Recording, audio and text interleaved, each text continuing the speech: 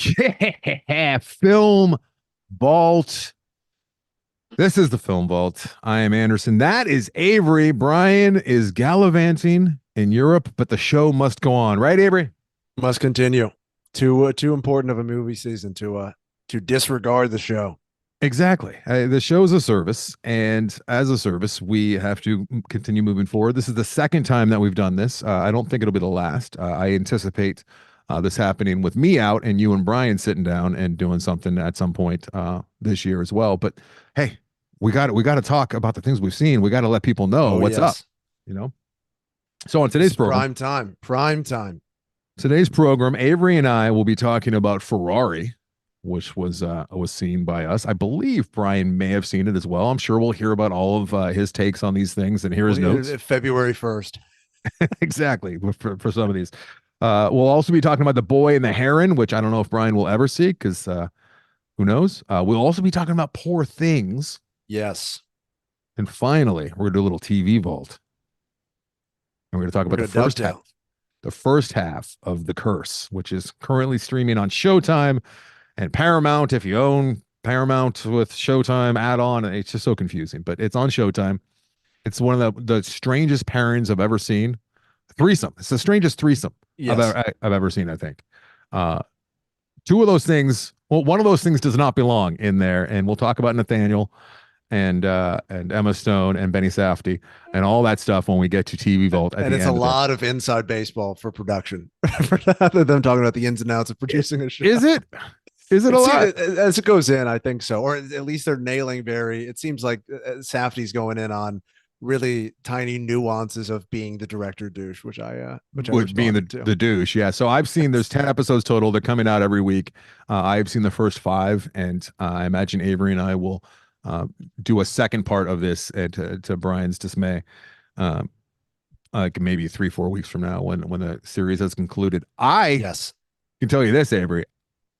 If you had not heard of The Curse, and I know you the way I know you, I would be like, dude, you need to watch The Curse. I got friends that I'm like, you got to watch The Curse. I have friends that I'm like, you should not watch The Curse. My wife yeah, is one of those people. A lot of people would not like The Curse at all. It takes a certain type of sense of humor and wherewithal, I think. it is some of the most uncomfortable filmmaking I've seen in a way that I Exactly. can't even explain. Where I think I had a harder time watching this than something like the Iron Claw, where nothing happens, but I have an easier time watching murder and suicide and like torture than this is somehow the most tense show I've maybe ever seen in a way Yeah, that's hard to explain. he taps into the uncomfortable like very few other people, and it's Yeah. funny, but it's a different kind of funny uncomfortable than say like Larry David does with Curb Your Enthusiasm, which is much more wide, And broad. heightened reality. This is almost they're trying to nail just reality in a way I haven't seen before, where everybody feels so like accurately mundane. It's obviously played out the scenarios, but everybody feels What? like a person you've run into. Okay, we'll talk more specifics and whatnot at the end of the episode with The Curse, because this is not TV Vault, this is Film Vault. No, it is not. Uh, Excited though to talk to you about this, and I don't think there's a world where I will ever be talking to Bryan about this. No, this So is an un-Bryan show. can you do me a favor and do what Bryan does, which is the setup for each movie? And we're going to start here. Well, first of all, how the We're gonna start with holidays? the How's New Year? Happy New Year, Avery. Happy New Year, everybody. All right, enough of that. Let's get to movies. yes, we're recording the day after New Year's, so my hangover has finally subsided. I had to host last minute, and I had fun. I had a good time. But we got to do a little fanfliction first, compiled by the Mitch Burns. So, Adam Kaplan on Facebook. I saw the Iron Claw. I haven't seen a single wrestling match in my life and enjoyed the film immensely. It helped that it wasn't really a wrestling movie, but a family drama about the dangers of toxic masculinity. I was crying like a pab by the Ooh, end. David the David. I don't know what that means. I saw Ferrari and it was so fucking boring. I can appreciate a boring movie if it's compelling, but it just felt like what should have been interesting conflicts just didn't matter that much. The pacing was just off. I feel like this movie could have been good if it was more like Uncut Gems. mhm. Matthew Sun, Iron Claw was great. Aquaman was not. Uh, Why? What'd you do, Aquaman? I don't know. Maybe if you really were hard up for seeing some guys with six packs on the screen. That's about the only thing I could think of. Corey Robertson took Avery's wreck, smart, and listened to Chaos Charles Manson audiobook. And it was great, but it really just made me want to rewatch Once Upon a Time in Hollywood. So I did that. 5 stars. And lastly, Mitch, you can rent the Mitch Burns. You can rent 20 Days in Maripol for $1.99 on Amazon. It's about the first days of the Russian attack into Ukraine, and it's one of the most devastating movies I have ever seen. I had to go to That bed right sounds after because I was really, tired from crying. This will win really the fun. Oscar for Best Doc. Yeah, sounds high on the fun scale. Yeah, really, that sounds fun, but perhaps worthy. And I'm sorry. Well, so Iron Claw has not been seen yet by me yet. I will see that. American Fiction will be talked about next week by the three of us. Yes, I Um, have seen the Iron Claw. I have thoughts. I have thoughts on the Iron Claw. I don't know if I'm ever going to see the Iron Claw. Do I have to see the Iron Claw? Sell me on the Iron Claw real quick. it's it's better than I thought it would be. I don't give a shit about wrestling at all. I do not care. I also knew nothing about the story going in. I don't know if you know anything about it. I don't know how much the Very little. trailer gives away. I went into it knowing nothing other than it's sad. Some really great filmmaking in there, some really good acting. It's got the main character from The Bear. It's got the kid from Triangle of Sadness, the male model guy. He's in it too. It's obviously got Zac Efron, and it's got the guy who plays the FBI agent, Bill Tench in Mindhunter as the fucked up abusive dad, who's also phenomenal. And it's got Lily James as the love interest. So you might recognize her. I think she was in Baby Driver, if I'm not mistaken. Um, really, really well acted. Uh, Insanely tragic, almost to the point where you become numb to it. Mhm. It's still done in a very good way, but it's still there's movies where less sad things happen that are more devastating. This you almost get like disaster fatigue where you go, Jesus, it almost becomes darkly funny at certain points. Because Like, it's you just gotta, so many bad turns. you gotta be fucking kidding me. Um, I definitely have a question for you and Bryan, if and when you guys see it, is who's more distracting, Bradley Cooper and Maestro or Zac Efron and Iron Claw, in terms of their physical appearance? Zac Efron got needlessly roided out. I mean, if you see the actual character that he's portraying, he's ripped, but he's not. Like Zac Efron is impossibly large in this. He's juiced out of his fucking mind. So that's a little distracting, but you get over that pretty quickly. All in all, I thought the pacing was good. I thought it was interesting. I do think it's worth seeing. I thought it would be a slog. I was thinking this would just be just one of those Yeah, schlogs. You got to see it it, doesn't but it's look like not. that to me. It and via the trailer, it looks almost like too poppy, like a made for TV movie almost, and a little bit too slick and Hollywood dramatized. And is it playing for the sympathy card? Is it victimhood? Yeah, it not so much the victimhood, and it's not too heavy handed with the toxic Talking the masculinity Iron stuff. Claw, just in case anyone lost track of what we're doing here. The Iron Uh, Claw. but it doesn't feel too Lifetime or too Hallmark. It does Okay. feel like they would like to get some Oscar nods. I would say all in all, I was impressed by it. I didn't love it, but I thought it was very good. I think it's definitely worth your time, and I think there's definitely people who are going to love this movie. And that's coming from somebody who has zero interest. I could not give less of a fuck about wrestling at Wrestling. all. So Hmm. if you're somebody who likes wrestling, I'm sure you will absolutely love this movie. Yeah, I got to get ahead of this one because I can't have Brian come in and talk about it, and then there becomes a scenario where I have to see it before the Volties, and it's just tainted because Brian's love for it. This is a movie that I think Brian is going to love. I just have a feeling for it. Oh yeah, he's going to be dusty throughout and all that. Yeah. And I hate to admit it, but that still has an effect because I'm a human being, and when Brian is going on and on about a movie first, and then I catch up with it, I can't help but associate it with Brian forever and his thumbs in the air and his big dumb Well, this way, if you smile. preempt him, then it'll be an honest, untainted take. So when he's waxing on about it, you'll have your informed opinion of what you saw. All right, if not next week, the week after, Iron Claw will be coming. This is the part time of the year where we do a bunch of good catch ups. So excited, mostly excited about American Fiction for next week. And all right, let's get to Ferrari, which is I made this decision to see Ferrari this week rather than American Fiction because I know American Fiction is still limited, and I think more people have access to Ferrari, and if they And I have think not, more people are hyped up about Ferrari too. Well, American Fiction is still, I don't think it's a household name. Hopefully, it is as good as I'm hoping it's going to be, and it will be by the end of the year, or maybe not by award time. Everyone will know of American Fiction. I think a lot of people listening to this right now don't even know what American Fiction is. So, Yeah, I think that's going to therefore, be a slow build for sure. I did I guess the more marketable thing because I'm a total sellout, as you know, Avery, and I decided Yes, to see Ferrari big instead. box So office guy.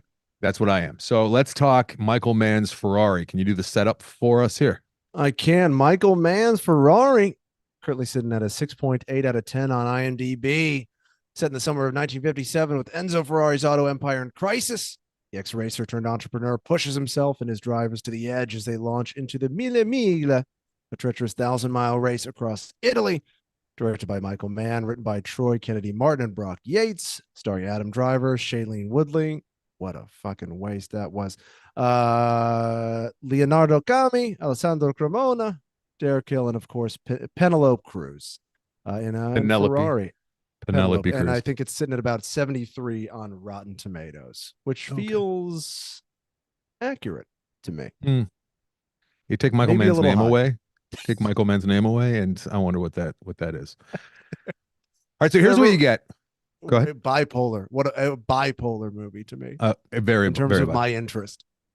Oh yeah, I'm with you. It was a roller coaster. So here's what you got with Ferrari, as Avery just let us know. It's not his entire life. However, throughout much of the film, I was wishing that it was. It Yes. is a very specific period in his life. His middle life.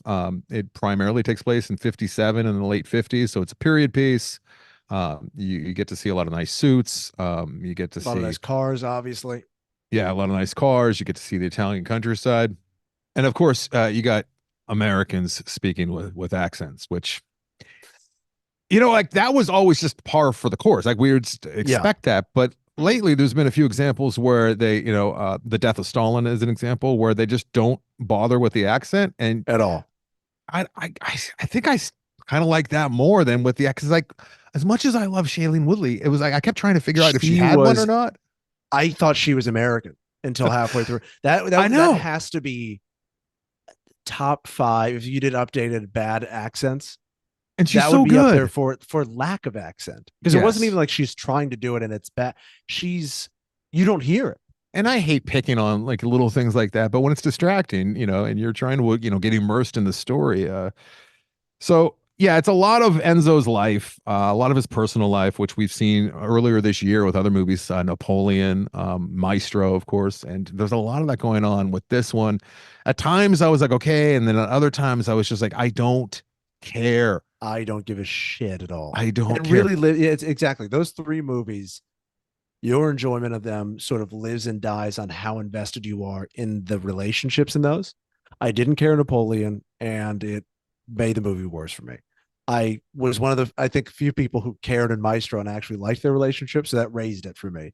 This one, I did not care, Well, and it brought the in movie down. fairness I didn't to care. this one, like this one, at least it was such a crazy love triangle going on with all the Yes, secrecy and the double life, and they didn't spoon feed you. Kind of, unless you really know about Enzo, like you're kind of discovering these things as it goes, and that was somewhat interesting. I'm like, yeah, you can't leave this off the table when telling his story.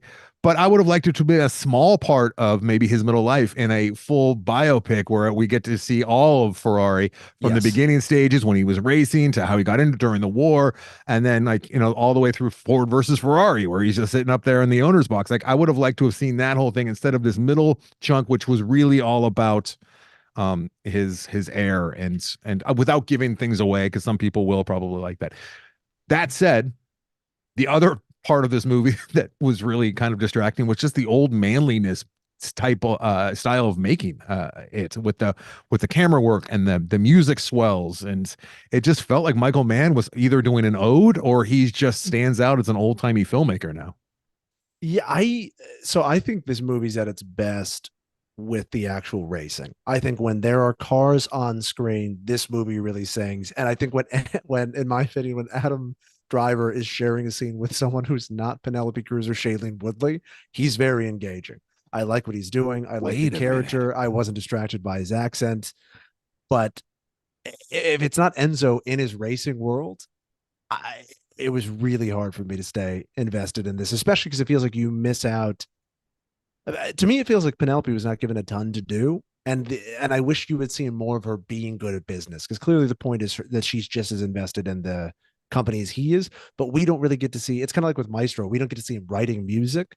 You don't really get to see her, making big deals or killing it with a business acumen. You kind of just see her trying to get her way, wheeling and dealing through the bank and Is she through known? I mean, is lawyers. she known as like some kind of business magnet? And like, is that something from the story? I Because I'm think not that's what aware they of were that. implying. That's what it I seemed think they were like. implying that she could hold her own and she could stand up to him, and she, she wasn't just a pushover. Because there's so much male machismo in this. There's so much like just ladies like just ripping off of men, and it's Yes. Italian, Italy in the 50s. Yeah. Uh, that's the fact that you're saying that you could take Driver when he wasn't sharing scenes with Woodley or Cruz. Are you saying you don't like Cruz in this? Because I was fucking blown away. I know she's Really. good, but I thought she was phenomenal in this Really. movie, I and must I have will be missed it. shocked if she's not up for Best Actress. I will be shocked, or Best Supporting Actress, because she was doing things with her eyes and her face, and her accent. I was really really smitten with her in this movie. Maybe She it's me. was I was the only person out of my friend group who I did not give a shit about what she was doing. I I'm didn't usually not care. a big Cruise fan, but she crushed it in this, and I would have liked her to have a bigger role. This is also like a less fun version of House of Gucci. It's a lot of parallels, as you'd imagine, but there's just not nearly as much fun going on here. The Yeah. main takeaway, the only thing that you're going to remember 10 years from now about this movie is that horrific telegraphed Yes. car crash, which I didn't know about the history of it, but I I saw didn't it coming either. from a mile away, And they and show you in the trailer. I don't watch trailers. But I don't I, either, but I don't know if we needed to have it so telegraphed. I mean it was jarring and upsetting, but if it kind of came out of the blue, which you could easily have done with this movie, uh there was just so much telegraphing to get us there with the tire talk and the thing and the but it was awful. It was it not was fun to watch. I was surprised at how graphic he made that. And there was that in my Realistic. screening, two seats down from me were two 8-year-old girls. Oh no, why why? why did why did dad bring them to this film? I was like an Why hour into this movie thinking, you know what, Atticus would be bored of this movie, but I bet he would like the car racing stuff. And I've only heard a couple fucks, and maybe he could watch a movie like this. Yeah, And then I'm like, and oh then no. yeah, yeah. I don't think I've ever seen a car crash that graphic. It was. I don't And think I didn't. I don't think I've seen a car crash that accurately depicts what Right. would really happen. I think usually Hollywood kind of soft pedals Oh it, yeah, it's a and big explosion. it'll be a And you big just see like, explosion. Yeah, here's or what it always the does. driver's like his head is on the steering wheel or Yeah, whatever from it far is, away, and it'll like, and then everything goes in slow motion. You see like mothers like and there's that crying. ringing. There's like Yeah, the. the ringing. Yeah, in slow motion. That's what always happens. Not here. That's not No, what I happened did not here. expect dismemberment.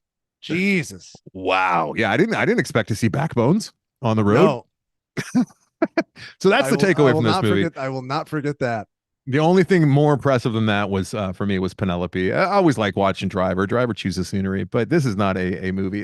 The first 30 minutes was clunky, and it just felt like it was rhythmically off. Some of the exposition was just awful with like explaining who people were. It was just bad. Yeah.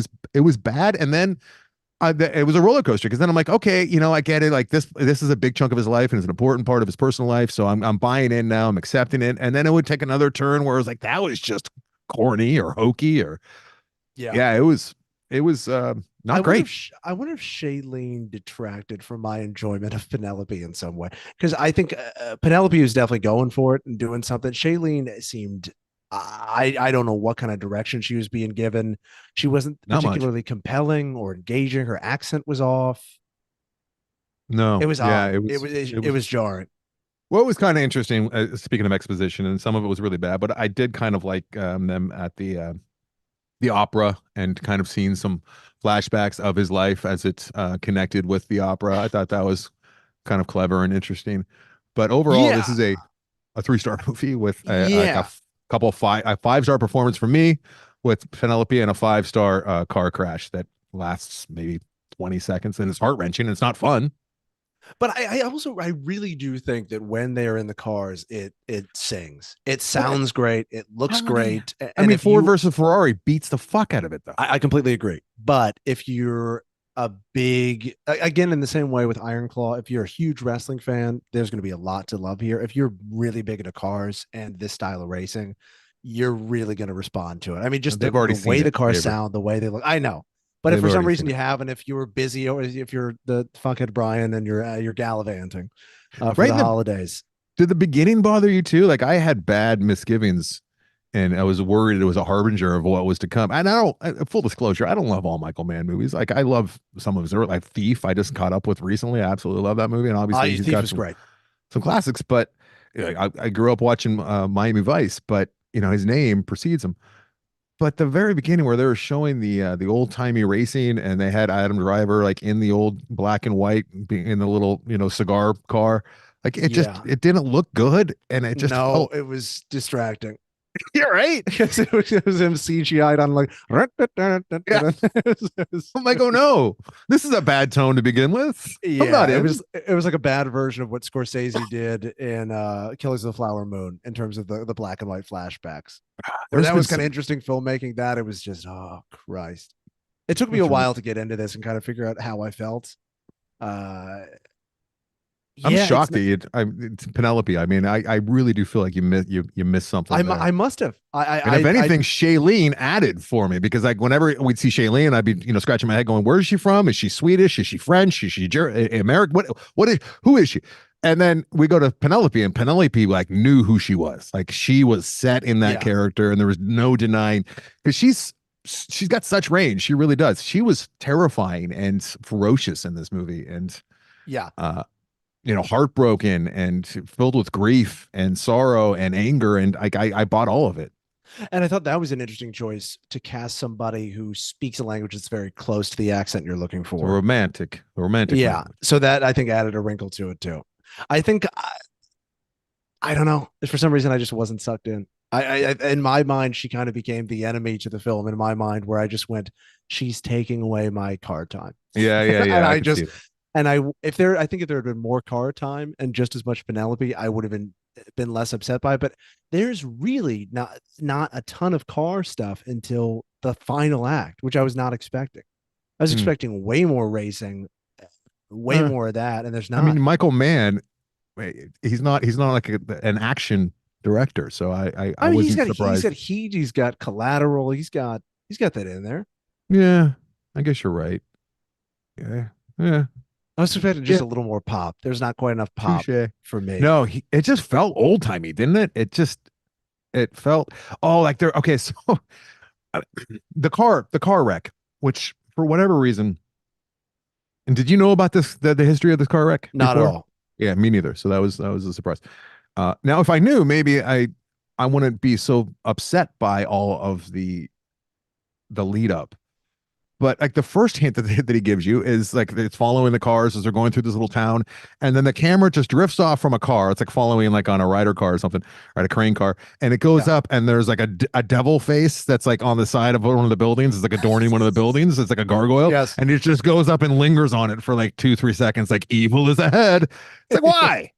And then they had to make such a big deal when he was in the Oh, the number of in times with one of the racers going, "Oh, I'm gonna be fine. I'm fucking catch me at the finish line. I'm holding that trophy. My life's gonna be great for."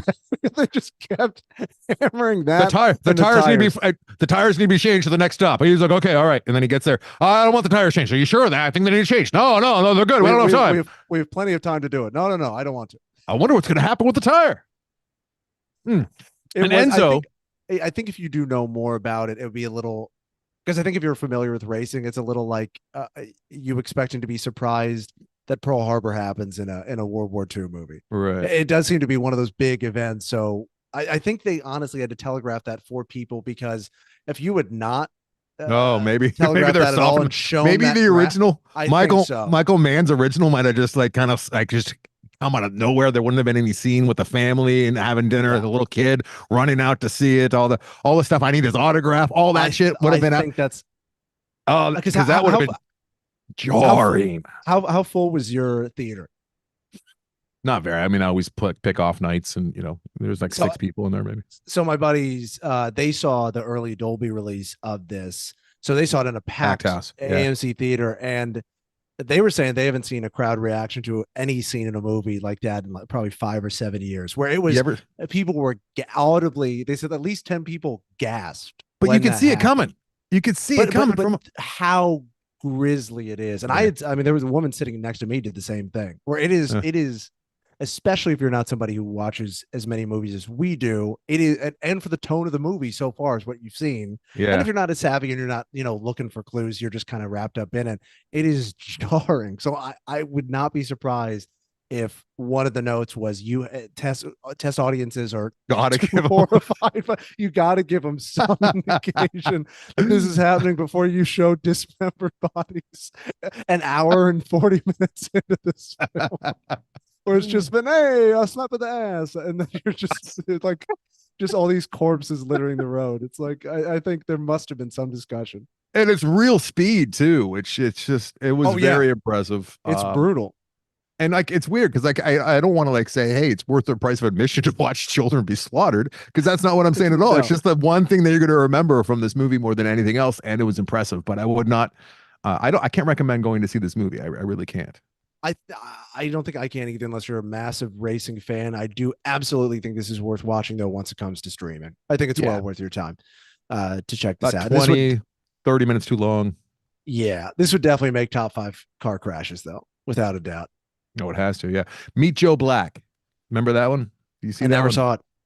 Right, there's a death scene that happens early in that movie, and it is out of fucking left field. You don't see it coming, and I don't Yeah, know. I don't know how it holds up. It's made a couple lists of mine. I remember my dad coming home from the theater just like wrecked. He's like, I would not recommend going to see that movie. It's one of the worst things I've ever seen.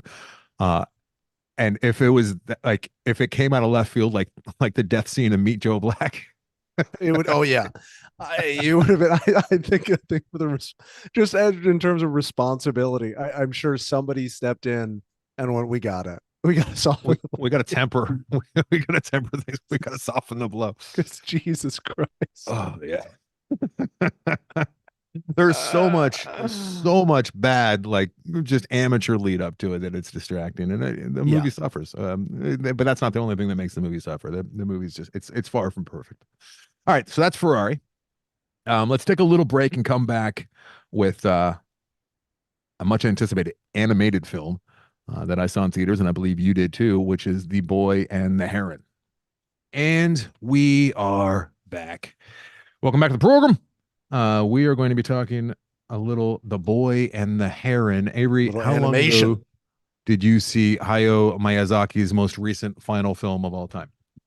I saw it a few weeks ago. I want to say I saw it, I think almost a month ago. As this comes out, probably a month ago. So it's been some time. But I've also been on a real Miyazaki kick this year. I've seen, I see Mononoke, Nausicaa, Ponyo, Porco Rosso, Oh, and Spirited Away, and this one. So I think I've seen about 6 Miyazaki films this year. So uh, I've been really putting them down. of those that you just listed, what was your favorite? I really like Spirited Away. I really enjoyed Porco Rosso. Ponyo was interesting because it's the first one. I don't know how many true kids movies he's made. And that one felt very not Disney-esque, but it felt Disneyfied very to me. G. Yeah, Yeah, but it was still very it was G. still Yeah, quite good. And Nausicaa was fun. It was very yeah. fun. I think weirdly I get why Mononoke is a lot of people's favorite, but The blood it's and I think the so. But I think just the to me, violent nature. Nausicaa is a little more fun. I like the world building in Nausicaa a little more. That he's got kind of the guns and the technology and the post apocalyptic future kind of thing going on. So I'd say No, probably Nausicaa, Spirited Away, um, and Porco Rosso. I really enjoyed. Those are probably my favorite Nausicaa. 3. I've not seen Porker. I'm excited to see it. I You still got to have see some Porco. that I got to catch up because I had turned my back on this style of entertainment, this style of filmmaking, this style of animation for most of my life until fairly recently. I did see Spirited Away when it came out. I saw it in theaters because I was told that I had to, and boy, were they right. And for the longest time, that was pretty much the only anime film that I was familiar with at all. It's Yes. still by far and away my favorite. Like I watched it recently with Atticus, and it's still one of the most. I mean, it's right up there for me with Spider-Man and the Spider-Verse. Like it's some of the most original, impressive filmmaking, not just animation, but filmmaking I've ever seen. And Yes, just the nature of the creativity and just out of left field things that aren't done just for the sake of being odd. They actually make sense. And like I've said before, it seems like these things just kind of pour out of this man. But yeah, for me, Spirited Away is still by far and away my favorite. And I think I'm with you with Nausicaa being, and I think Nausicaa is actually more brutal in a lot of ways than Mononoke. I love Mononoke, and if I saw it first, I think I might have a different yes, opinion on it. But I started with the creme de la creme in Spirited Away. I mean, there's just I still have not seen anything like it. It's a kind of like life changing in some ways. it's great. Really phenomenal filmmaking. That said, here we go with the boy and the heron, and Yes, The Boy and the Heron, sitting at a 7.6 out of 10 on IMDb. This is, of course, written and directed by it's Hayao. Is it Hayao Miyazaki? I A believe young so. boy named Mahito, yearning for his mother, ventures into a world shared by the living and the dead. There, death comes to an end and life finds a new beginning. A semi autobiographical fantasy from the mind of Hayao Miyazaki, starring Soma Sentoki, Masaki Suda, Ko Shibasaki, Aimyon Yoshino Kimura, and Takuya Kimura. As far as the American cast, I think you got what? We got Willem Dafoe, you got Robbie Patz, you got is Shailene Woodley in this one too? Who I else believe is I in there? Or is it saw. Florence Pugh? Florence Pugh is. Yes, it was Pew. It was Christian Bale, Gemma Chan, Mark Yeah, it seemed Hamill. like Did it he had say? and Mark Hamill. It seemed like it had a really stacked cast. If I saw this in Japanese, I wanted to see it in English, but it was the only time that it worked for everybody was to see the Showtime in Japanese. And I saw it in IMAX, so it made it difficult, especially with the way the subtitles are laid out. The subtitles are in like the bottom left-hand corner, so there was this might have been the most distracting use of subtitles I've seen because you really had to go from looking at the grandeur of it to then staring all the way down in the Yeah, corner to then not looking at the smart. whole thing. So it was not seamless. And again, this is Oh, probably an issue you'd probably have way less so at home and not it's probably limited to IMAX, but that kind of took me out of it because I really wish I'd seen it in English because it seems like the casting was phenomenal. you seen Totoro? No, I need to see Totoro. I need to Okay, see. that's another good one too. All right, that's pretty G. That's pretty G as well. All right, let's get to the story, I guess. Which his stories are always a bit challenging. I took Atticus to this one. He's newly 7, and he doesn't see a whole lot of movies, and I wasn't sure how this one was good to go. And from what I could tell, and from what he tells me, he enjoyed it. Was able to follow along. As strange as it was, he is familiar with Hayazaki's work, as he's seen like 3 or 4 of them now. Yeah, I think he'll like Porco Rosso. That one's Yeah, very, I've very heard that. straightforward, and it's all just guys in planes. Yeah, I've heard. I've It's heard fun. that that's more like a little boy's speed. But so this is a story in the very beginning. Our lead, the boy, he loses his mom in a hospital fire, and he's then with his dad a few years later, And and that he's sequence looks unbelievable. That animation with the fire and the way they're blending that and that animation style, the way they do the heat blurring the faces. I thought that looked unreal. it looked pretty good in my theater, but I didn't get to see an IMAX, and I got to say there was like more stuttering with the pans and whatnot than I was expecting, and I don't know if that was Really? what the AMC was showing. Nowadays with technology, it's hard to tell. It's not Yeah. like it was back in my day where everyone would just get, like the The same cans of thing. film and they'd assembled them and they either looked good or they didn't.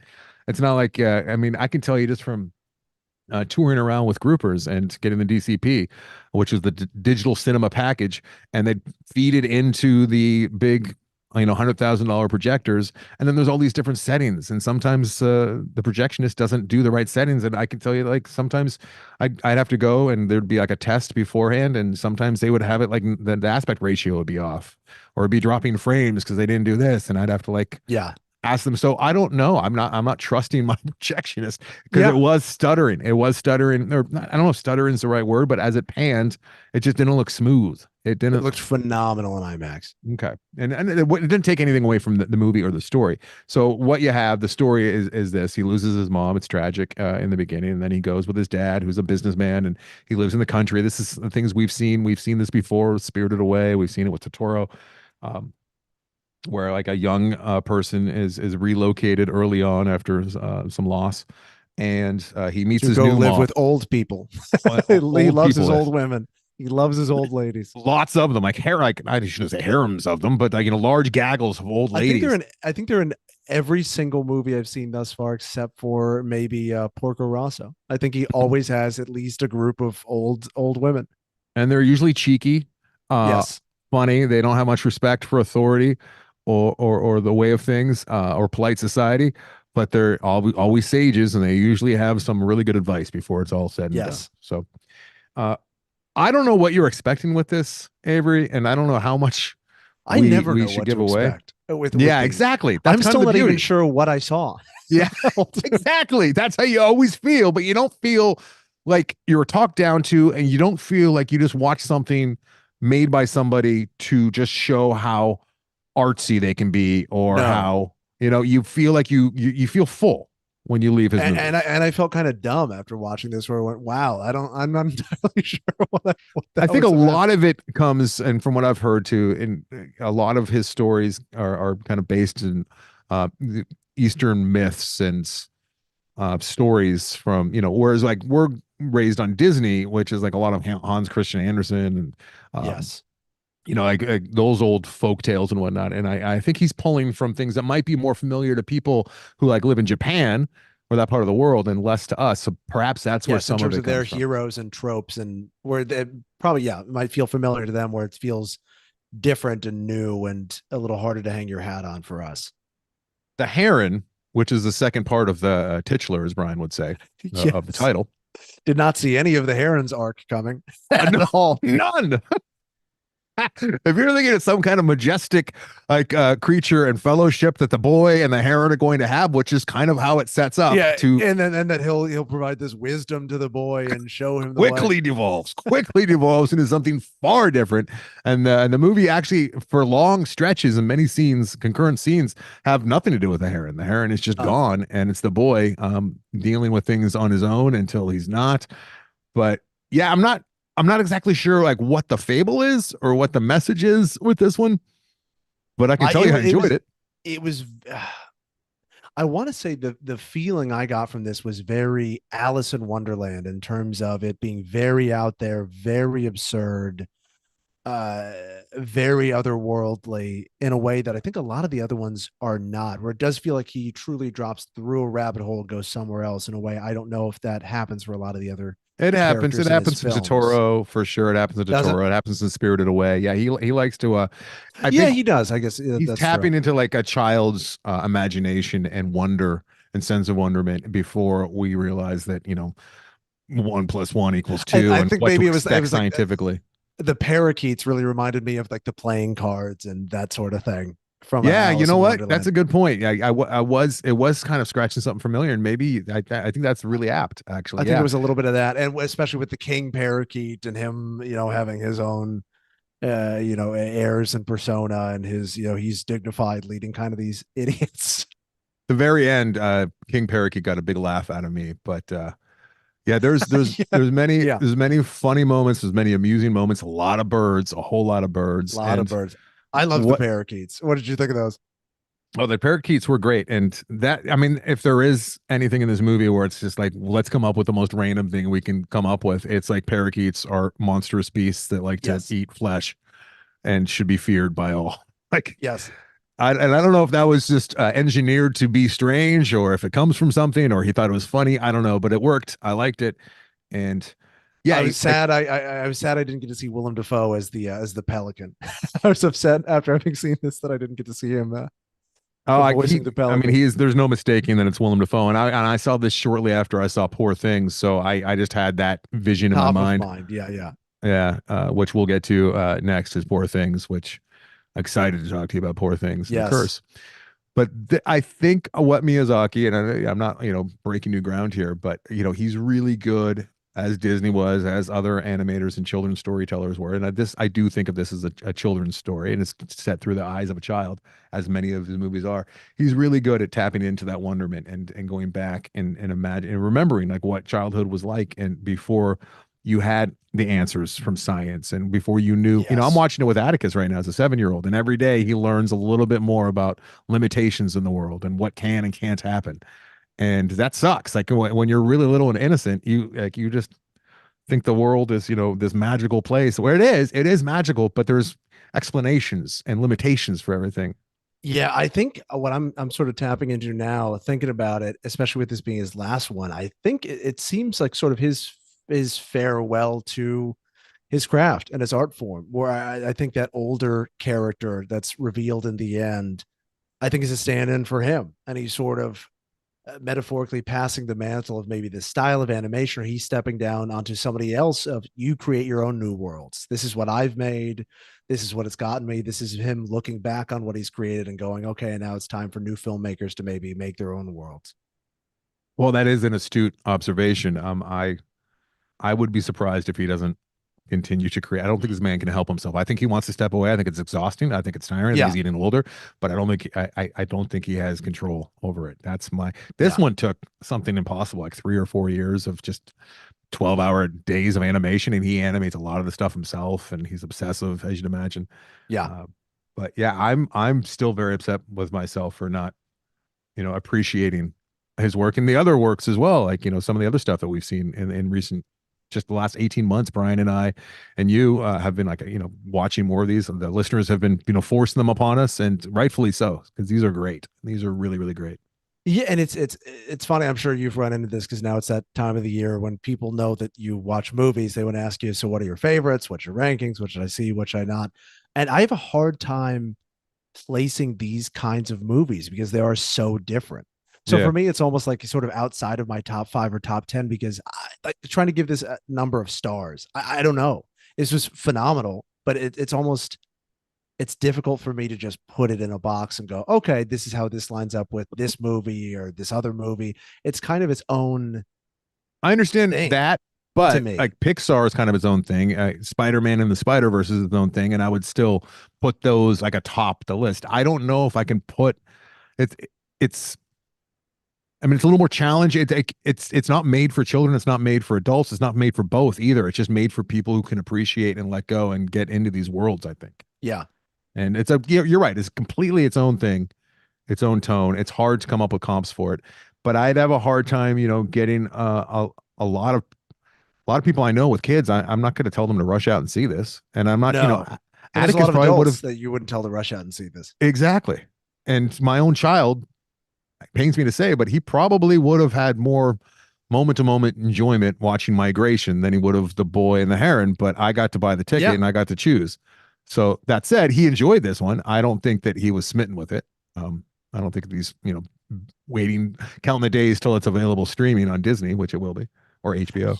Yeah, he was, and it's definitely less, I would say, kid friendly than Spirited Away. It's this one to me felt like one of the hardest ones to access in terms of, not that any of them spoon feed you, but this one really didn't try at all. He was Yeah. just, here's my vision, make of it what you will, and it kept me guessing. I had no idea where this thing was going for quite a while. I had no idea. Because you latch onto the Heron, you go, okay, that's totally different than I thought, and then it just keeps going down the wormhole, and you end up where you end up. And we're being vague because I mean it'd be real easy to just go step by step on this movie, and then this happened, and that's how a lot of reviews go. And with movies like this, especially, I don't think it does the listener any favors if they end up going to see it by just anticipating and waiting for the next step to happen that they've already heard us say. So Yeah, the we're being unfolding is a exceptionally lot of the vague. fun part. It's beautiful. It's gorgeous. Seeing these movies on the big screen really does a service to the movie. I think it's seen it on IMAX. I would have loved to have seen it on IMAX, but it wasn't playing in IMAX at Yeah. all anywhere. I think it did it 1 week or something. Yeah, we caught it very early. I think we saw it opening weekend, and that was the only way you could see it in IMAX. It was unbelievable. So if they ever do a re-release or something like that, for sure, run out and see it in IMAX. What do you think in terms of Japanese versus English? I think for this one, because I know it seems like it varies. I know for some they say Yeah. in Japanese, like Porco Rosso, they say Keaton's phenomenal. See it with the English dub. The English dub is very good. But some of them, they kind of recommend see it in Japanese. I'm curious where this falls. Do you feel like Well, if you're the watching it with a kid who doesn't read super fast, yes, definitely yeah, watch. I or from your own enjoyment it sounds like the subtitles were distracting for you the way that you saw it with in the the IMAX IMAX. though? But so that seems Uh, like probably not going to be in most people's experience. the English dub was not distracting at all, with the exception of maybe Defoe, just because he was so recognizable as Defoe doing a Yeah, Defoe voice. I love Defoe. Going back to his days as Elias in Platoon, that was the first time I ever saw him when I was like a 13-year-old boy, and I fell in love with that actor. I think he won Best Supporting Actor for Platoon too. But God, we've seen him grow and stretch and become different things over the years. And sometimes he's acting, sometimes he's really acting, and then at other times, he's just like embodying whatever character he is. Yeah. Like in Wild at Heart, Bobby Peru. My God, what a great character! But yeah, I love Willem Dafoe. But yeah, if there was a distracting voice, I think it was Dafoe's, and maybe that's just because I had seen Poor Things so recently. Probably. It probably is standing out more. But no, I know that some of the early stuff, especially before this type of animation really caught on and got bigger over here, they would mail in the dubs, and I know that from listeners, sending me emails and whatnot, and educating me on that. Like for example, Akira, which we watched earlier this year, the or last year, Yes, I saw that in Japanese. the English dub is like, it sounds like Snoopy. It sounds like Peanuts. It's like really bad because they're just Yeah. like, oh, we have to make an English version for children or whatever, or just Yeah. for Americans who We're can't leaving read too money good. on the table. Yeah, and I think they just hire like the local school talent or something. I don't know, but yeah, nowadays they really put money behind it and get big name actors who can do a great job. I honestly think if you're not a purist, I think if you're just, let's say, the average person going to see this, you like Miyazaki, I think with this one you do the English dub, because I think I would have been not not lost is not the right word, but I think I would have been following along a little better if I wasn't Yeah, doing quite as much reading and I was hearing it and I was able to really take in all the visuals instead of trying to read along as all this kind of nuance is happening. So I think honestly I'd recommend seeing it in English unless you're a diehard purist with that, Dave or maybe see it in Batista. English first and then go back and see it in Japanese if you really want to get that experience. Dave Batista was the other very recognizable voice that you're like, maybe a little distracting, but not terribly. Yeah, Uh, yeah, I saw what Ponyo. I always call it Ponyo. How do you say it? Ponyo. Yeah, Ponyo. Ponyo. I saw Ponyo in theaters because of my love for Spirited Away, and that was back when I was ultra extra douchey, even douchier than I am now, and I mandated, so I traveled like an extra 30 miles or something to see it with the Japanese subtitles, yes. which and they did a really good. I've since seen it with the Oh, it's fun. They have dub. Yeah, Cloris Leachman and Betty White are the old ladies. It's very fun. yeah. Yeah, So Tina Fey is the mom. if every single time with live action, I'm going to say absolutely see the subtitled version. But with Yeah, animation, especially with animation that they put production and money and time into, I think it's fine for sure. For sure. agreed. All right, cool. Let's take one more break and then come back with a big seg. Yeah, big Let's seg. do it. Featuring Emma Stone all the way around. All right, we'll be right back. Yeah, yo. All right, here we go. We saved the best for last, possibly, possibly, I possibly. I think so. Okay. We're going to talk here in this last segment, two things Emma Stone related. One being the feature length film Poor Things, and we'll follow it up with a discussion about The Curse.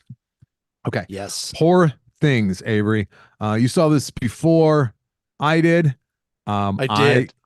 can tell you that the trailer had me very concerned. As much as I love Yorgos Lanthimos, going back to Dogtooth was the first one that I saw of his. I've gone back and watched Alps, and I think I've seen all of his movies, including The Lobster. Killing of a Sacred Deer is still one of my favorites, and The Favorite, of course. And now he has Poor Things, which is another movie that he did not write. Um, But he paired up However, again with the guy who wrote The Favorite. So this is yes, their second time working together. So yes, directed by Yorgos Lanthimos, written by Tony McNamara and Alistair Gray, starring Emma Stone, Mark Ruffalo, Willem Dafoe. Currently sitting at an 8.5 out of 10 on I IMDb just and a saw that. Just 93 on Rotten 8.5. Tomatoes. All right. And it's Poor Things. It's the incredible tale about the fantastical evolution of Bella Baxter, a young woman brought to life by the brilliant and unorthodox scientist Dr. Godwin Baxter. Now, I think we can talk about this movie effectively without talking about her backstory or where she was created from, right? Yes, That's a bit of I'll a say reveal. I didn't see anything about this movie. You know me, I avoid trailers. I had no idea what to expect going How did into you this. avoid this trailer, though? Because this trailer's been playing incessantly at every single screening I go to. I take out my phone and I just Mm. start reading Reddit or social media or just anything to engage my brain and try to ignore it. So You got me beat there, I don't and take you have an anything in. unfair advantage because I used to do that uh, before my current theater, which I can't do because there's zero service in there. So Oh, I that's have no brutal. service. I have SOS. It says SOS on my phone when I get into my theater. Also, I'm gun shy because I did that in an art house theater. I used to routinely do that, and probably 3 or 4 years ago, I was doing that at a more art house theater in LA somewhere, and somebody yelled at me during the trailer. So I hate being told what to do or having people tell me not to do something. So I get very like beta, and I'm like, oh no, I'm gonna upset people. So No, I it helps. My main two theaters are Century City and the Grove, so I'm not even close to the worst behaved individual in I try these to show up theaters. late for the trailers, or I I do just kind of too. twiddle my thumbs. But I have been watching more trailers than I like lately, and I've seen this trailer probably 7 or 8 times. And it looked as though he was almost trying to do a bit of a Wes Anderson thing as far as the Mark Ruffalo character goes in the trailer. I did not care for the music. I did not care for the fisheye lenses or the convex lenses. I did not care for Emma Stone's baby like performance that they Yes. showed all throughout the trailer.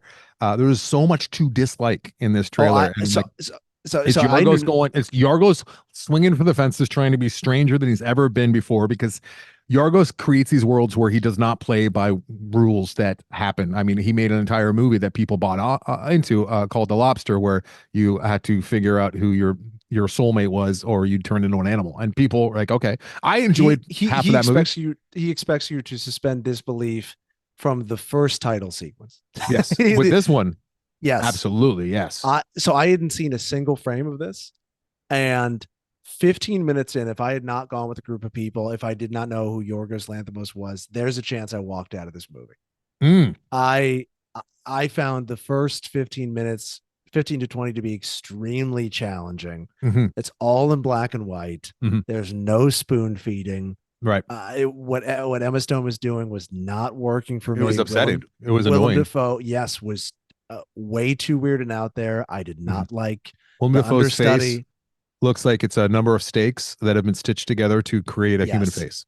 and he is Um, belching yes, constantly. large. Not at the end of each meal, he will have one large bubbly a belch that will go into the air, which is very disgusting and gross.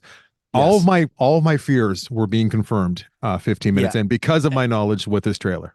yeah. And I'm sitting there going, "There's fucking 2 more hours of this. Yeah, I can't do it. right. I can't do this." Mhm. And then Mark Ruffalo shows up. And Well, from the minute he I don't think showed that's up, fair. and I I'm don't not think saying that's it, fair. I don't think it just hinges on him to make this movie, but I think the minute he shows up is when the movie starts to hit its stride. And I go, now I understand what he's doing. Everything that Mark Ruffalo, whenever he shows up anywhere, it doesn't matter. It makes everything better. He's just that Yeah. guy. I absolutely love this guy. But I'm with you, but it didn't take because Ruffalo doesn't show up until I want to say like 45 minutes in, Maybe it was maybe. sooner on in then.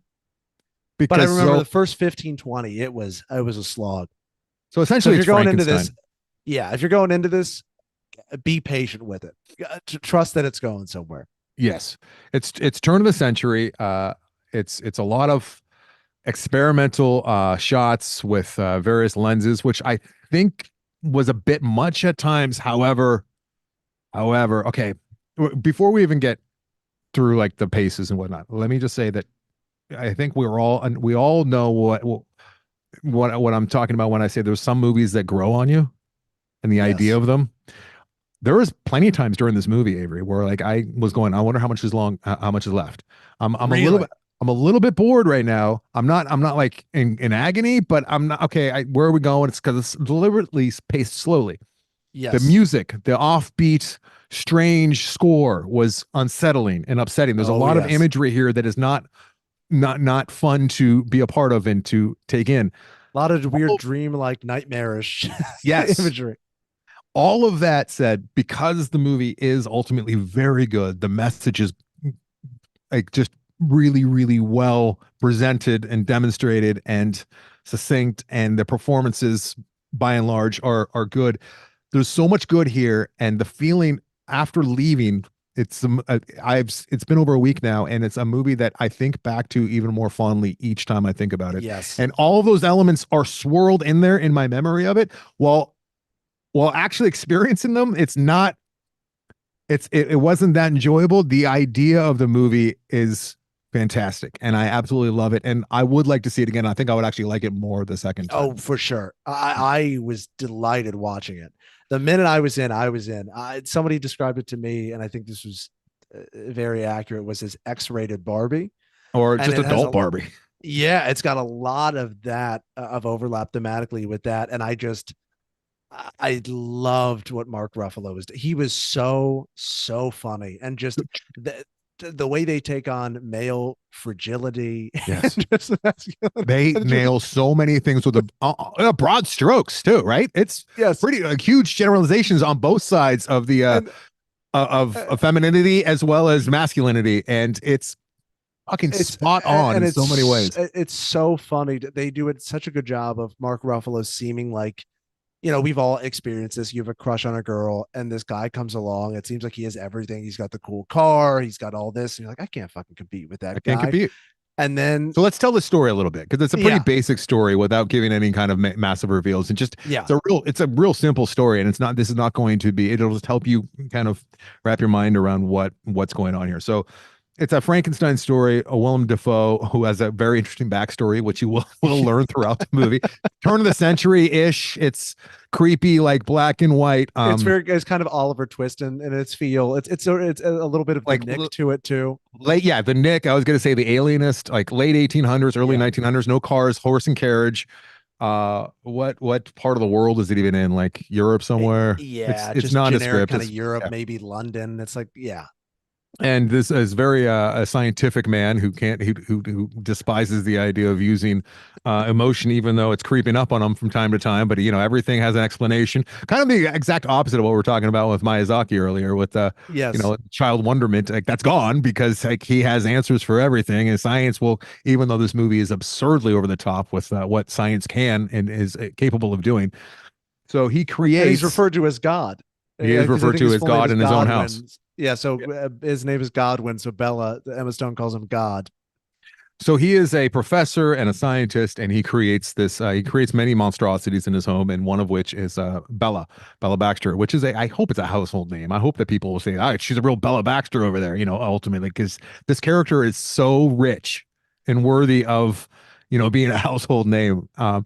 Oh, So he I've creates. been going out there saying every girl that I run into that goes, "Oh, Barbie was my favorite movie," blah blah. I'm like, you need to stop everything you're doing and see Bottoms and Poor Things. You, You need to see but if you imagine like, them you thinking of got you it. while watching, especially the first 15, 20 minutes of this movie. I don't know if you want to be directly associated with Poor Things. I couch it with it's going to be tough first 15 minutes, but it sings. All three of those movies are All really three of good, but those I really blend together to make a it's pretty. I think that you and I are going to line up with the ranking of them, though. And all right, third favorite of the. Okay, here are the bottoms: Barbie, Poor Things. Third favorite of those threes is one, two, three, Barbie. Barbie. Yes, and the second is Is one, two, three, Bottoms. bottoms. Okay, yeah, we're Yeah, there. And number Poor one's Poor Things is Things. number one. Yeah, and they're all They're hitting the fucking great. same things. And on paper, I'm like, all right, let's male bash because that's what's hip. That's what's cool. That's what everyone wants to do. You do it right. Fuck yeah. It's You so know, funny. So it goes on. So yeah. he So creates he Emma creates Bella Stone, Baxter. Yeah. And go ahead, take it from there. and she's very infantile. She's learning the world, so she's babbling like a child, Yeah. and her his understudy, probably his top student, volunteers to be like a lab assistant and to sort of be their live-in help and help with the research of her and her progress and to try to get her to develop faster. And ultimately, he falls for her because she's attractive. So you Yeah. get that element of it too, of judging this man because she's like a child. I mean, she's literally Yeah. like if you had a hot toddler. This Right. guy's like, "I'll marry Exactly. her because she's hot." So you have that weird element to it too.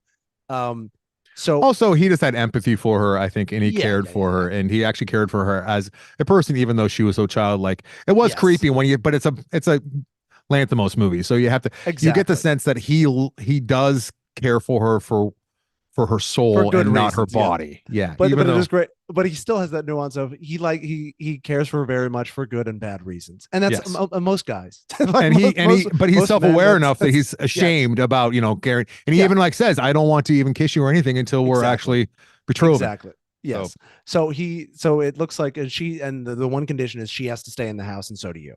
yeah. So we all live here, and that's what our world With is. Willem Dafoe as dad, and you guys can be married in my house. And to make this official, I'm going to get this drawn up in a contract. I'm going to bring in a lawyer, and this will be legally binding with the marriage and all that. Hmm.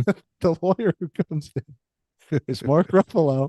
Yeah. And I love that he sits him down. He goes, "This is what I want to do." He's sitting down with Willem Dafoe. Yeah, and God. Mark Ruffalo, sends him the contract, and immediately Willem Dafoe's like, "There's many spelling errors," and Mark Ruffalo's like, "Don't worry." He is a great character. He was a fantastic So character. he's reading this. You need to, Avery, you need to watch the trailer and see how they make him look like a Wes Anderson character in the trailer. I can see that. I can see that easily. So he eventually goes, I gotta meet this chick. If we're going through all these lengths, Yeah, so in his conniving mind, he's reading this contract, which essentially is saying this woman is so precious that she must be held captive in my house. I cannot let her see the light of day. So Yeah. as a lawyer, he's privy to this contract. He's reading what she wrote up. So and he's thinking it's like some Rapunzel situation. He's got to figure out a way that he can go find this woman who he knows is somewhere in the house. So he just makes up an excuse to go pee. I love God. Willem Dafoe's response is like, "Oh, you're like a child. You can't hold it for the breadth of this meeting." Yes. And he's like, "I have a weak bladder." He's like, "That could be prostate cancer. Get that checked out." And then he obviously with ulterior motives, Ruffalo just goes. It takes him 30 seconds to come to this conclusion of must see this woman. Must find her. He's like, there must be something there worth having. So he goes and he finds her, and he is so forward and confident, and we know this archetype. We know this that guy. He's that guy that goes to the bar. Every girl at the bar, and his only goal, his whole thing is, I'm going to go out and get laid, and he does. He just doesn't care who it's with. His goal is it will happen, and I will make it happen, and I don't care how many people I have to talk to. So he's a coxman. And so she's seen nothing other than her dad and this, kind of socially awkward guy. So she's buying into it. Like I'd imagine a lot of young girls do when you run into the first charming guy you find because he's rich and he's worldly. So and it goes. He wants to run away with her. We then see her kind of life unfold, like many men and women's lives do unfold in early adulthood through the whims of lust and seeing the world and the appetite for all good things and all of that in fairly short order because her life is somewhat condensed. And I think that it was just so descriptive and accurate in so many ways. It was. I really loved Mark Ruffalo. I mean, this is not spoiling anything, but quite soon on in the movie, she kind of gets wise to his tricks. It is spoiling. I think it's spoiling. But I love the change in his character that you see, and when you see other his sides arc. of him that he's not proud of, and just can't. I think that most of us too, we've experienced like I guess toxic or just whirlwind relationships where they kind of do become like that. And especially early in childhood, there's a lot of early in dating.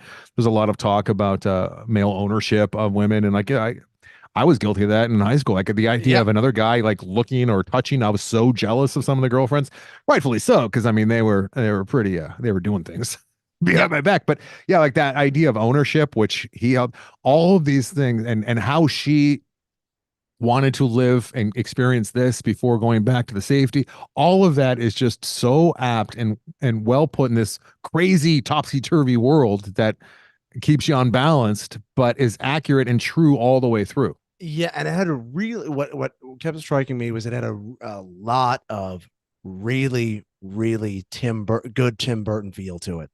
It had a lot of, especially with when they're in Paris and a lot of the colors and the costumes. It felt like it had a lot of those golden age of Tim Burton vibes to it, which I really responded to. Yeah, those set pieces were amazing. It just the strangeness, just the atmosphere, the sky when they're on that cruise. It just really, the whole movie really sings. If I was nitpicking at all, I would say, for me, I think the weakest link was Gerard Carmichael. I was not buying into his performance, or I didn't think he was. Who was that? He was the black guy on the cruise who was the friend. Oh yeah, he was terrible. Philosopher. He was not good. Why? Uh, He did not belong in that movie. no, and he was maybe the only blemish on an otherwise very enjoyable movie. Yeah. At times it might feel a little long. I was engaged the Yeah. whole time. I really, really enjoyed it. I thought the payoff was great. It kept going in a way that I didn't expect either, Yeah. where you find out more of her backstory and then you pivot in an interesting way that I wasn't sure about. And it just he really nails sort of every male archetype you see and their strengths and their flaws in a very nuanced way. And it's just a really funny concept, the And same way that females too. The yeah, and the older fun woman on the yes, cruise. It's got a bit of an ex machina vibe as well. A little chappy to it, just with the yes, innocence, and then showing what the world does to these innocent creatures, which we all are at one time or another when we first come yeah. into this world, and showing how they're put through the paces and how they react, and poorly or good or bad. And yeah, it's what else is there? Yeah, sorry, you're on a roll there, but I hope Brian likes this as much as we do. It's so enjoyable. And it's almost hard to talk about it without spoilers because there's so many just delightful moments. I mean, the way she describes sex never got old to me. I thought That's that in the was trailer, so, so that wasn't. This movie would have been better had I not seen the trailer. because However, I it hadn't did seen warm any me of up. that. Had warmed me up for my misgivings, which I I went in thinking that I was going to see one thing, which I did for the first 15 minutes, but then like it took a turn. There's many just funny little like asides that kind of happen. Like there's a scene with the crewman with the bird, which you don't see coming at all, and you just hear him say "shit on me," and he's just killing this seagull.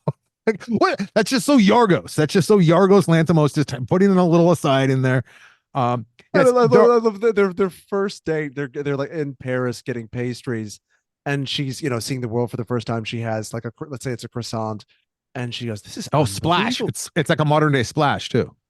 I've But never seen Splash. okay, But she goes, "This is so delightful. I love this croissant ball." And he's like, "Yes, it's very this and that and da da da." no, And the she goes, tart. "Yeah, the tart." I He's like, must have "Oh more. yes, it's this." And she's like, "I must have more." And he goes, "No, no, no."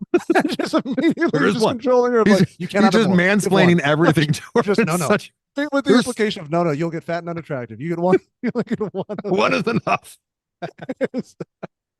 We should also mention that you're probably going to hear about this movie, oh, and that Emma Stone is just naked throughout and getting banged left and right, and that is and then it's absolutely true. exploitative. But I didn't. I feel like some of these movies are exploitative. I did, and it's weird because like Emma Stone, you don't think of her that way. You don't see her in sex scenes, at least not that I can remember. I don't know if I've ever seen her Oh, like you even doing the topless. curse? The curse. She is in a few sex scenes that we'll talk about in the curse as well. But I don't. And my buddy Rand was playing. He's like, it's almost like seeing your sister, and there is some truth to that. There's nothing titillating about it. I want to say it's not like you would ever be like, oh, you got to see Emma Stone in this sex scene. It No, it's it's a bit. You can see that she's been objectified, but it also works for the story and it works for who she is and what she would and be doing. and it's done for It's effect, and a honest. lot of her takes on it are takes that you might not expect. Certainly towards the end of the movie, when she takes on certain professions or starts doing whatever, Yo, yeah, yeah. the way she relates to certain men is interesting too. Because in a lot of other movies would play it straight and go, "Oh my god, it's so upsetting or wrong that this is happening," Right. but it's very nuanced. Her response to a lot of these men and to a lot of the other women there, I thought it was very interesting. They put her through the paces without having any kind of baggage with what comes with a lot of childhood trauma and whatnot. Like it's just like, what if we were to take this pure entity, put them through the just through the grinder of Yes, what of it's like life. to be a woman in this world with these kind of elements coming at you, and like what, and it's all done with fantasy, but there's so many truths to it. And yeah, I absolutely love this fucking movie. Yeah, I love it. extremely enjoyable. It's But I don't know if it's enjoyable either. I don't know if that's the right word, because there were times where I was like, all right, how much is longer? Not in a real bad way, but I was like disengaged at a few different spots interesting. in the movie. Not in a terrible way. Just if anything, there was like, you're right, like the stuff with Ruffalo is so good and so funny, but she was great too. Oh, There's that she's excellent. like the middle act just kind of meanders a little bit, and Yeah. it could have been, but it's an art house film. I heard some people talking as I was walking into the movie. I know walking out of the movie, and they're like, "What is Poor Things?" And I heard someone say, "It's a fucking art house, one of those artsy movies."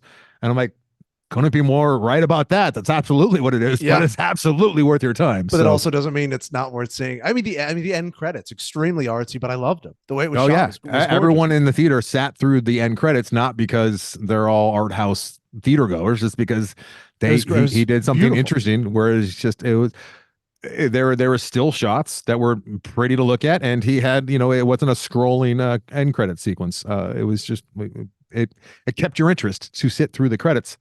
Little Wes Anderson like in there. This Yeah, got shades of a Wes Anderson. little Wes Anderson, little Tim Burton in there. The set pieces are, the set design looks a little Wes Anderson, but maybe I think maybe top shelf, like next level Wes Anderson, because it Yeah, looks I think it's doing gorgeous. that. Both of them doing it well. I think there's some very good Wes Anderson, some very good Tim Burton in there, and then Yeah. a lot of Yorgos, obviously. And honestly, the beginning it gave me some shades of The Lighthouse. It's the harder to watch portions of The Lighthouse with the Willem Dafoe in black and white and the upsetting bodily horror, that just that Yes. sort of stuff. So it's got a lot of different things that it's drawing on. But yeah, I think if you shave 15 minutes off this thing, it's almost perfect. Is It's okay. it's So right in there. of those three movies, and it's hard not to think of all three of these movies because they're so similar in not tone, but in messaging and themes. With Bottoms, Barbie, and Poor Things. Is there a world where Barbie is up for Best Picture, and Poor Things isn't? I don't think so. I think they'll Are they both up? both. I think they're both up. I think Barbie, because it was such, as Bryan always Yeah, says, it's a movie of the time. a It's definitely going to cultural. be up. Yeah, That's going to be up. Oppenheimer's going to be up. This is going cultural. to be up. Killers of the Flower Moon is going to be up. Um, but this for me, I mean, this is a 4.5 star movie. Yeah, I'm with you. If you shave off 15 minutes of this and make a few Make it. tweaks, this could easily Yeah, be 5 star for me. I'm with you. This could have been I'm one of my right there favorite with you. movies in like 10 years if you just make a couple tweaks. But this was, And I walked out. it's great. I walked out liking it a lot and being very Yeah. pleasantly surprised. Even though I love Yargos, I'll see whatever he makes. He doesn't always hit the mark for me, but I will see whatever he makes. I walked out being like very very happy that I liked it quite a bit. What I'm saying Yes. is like it's grown on me even more. It's one of those movies, not even a thinker, it's just a lingerer. It's been lingering with me. The score has Yes. lingered, the idea of it has lingered, and I want to be back in that world a little bit more with him, with her. With I love it. I just love this movie, and I think that if I do get to revisit it, I'm going to like it even more. So it Yeah. might This is get bumped up definitely, to like a 5 star if we were to see it again. it might. This is definitely one of those ones where I absolute need for a rewatch, Yeah. for sure with this one. It was, yeah, I went after the 15-20 minute mark, I was in. I enjoyed it, the minute of once that minute happened, I was in. All right. Well, that's Poor Things. So that wraps up us talking movies. It seems like we line up too much here, Avery. Where's the conflict? Where's the strife? Yeah, Well, I here's mean, maybe the curse. We'll see. all right. So you had And with suggested I Ferrari, right? You watch. didn't. You liked Penelope. I was not in with the Penelope.